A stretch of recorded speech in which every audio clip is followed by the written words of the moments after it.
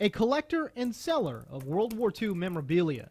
Craig Gottlieb has hundreds of items for sale, but only one is worth potentially $1 million. You know, I'm sitting in a room full of collectibles.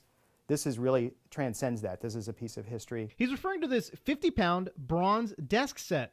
And see the initials? Gottlieb says it's a set that was owned by Adolf Hitler. This is the desk set upon which the Munich Agreement was executed. Take a look at this photo. You can see Hitler there signing the Munich Pact. But take a closer look. You can see what looks like the desk set in the photo. Okay, so if you're anything like me, you're probably not a history buff, but certainly very exciting standing in front of something worth potentially $1 million. But let me show you how this desk set works. Now, these come off, and this is where you put your ink inside these wells, and this little inset bar here is where you put your various pens so they don't roll off of your desk. Gottlieb says the desk set was originally found in 1945 by this man, Army Lieutenant Jack McCahon. He found that desk set in the basement of the Führerbau, which was Hitler's office. McCahon, now a lawyer in Houston, contacted Gottlieb to sell the piece for him, which brings us to literally a $1 million question. It is a $1 million question, and it's got a very simple answer. Your question is, how do we know it's real? Between the pictures and the testimony of a World War II hero,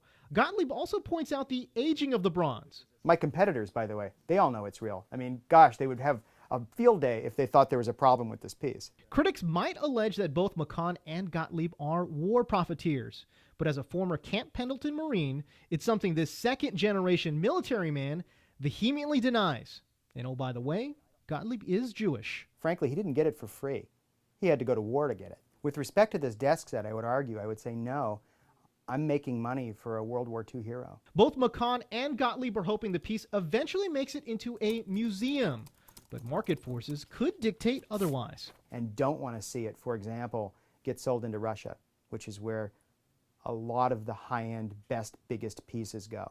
In Solana Beach, James Coe, Fox 5 News.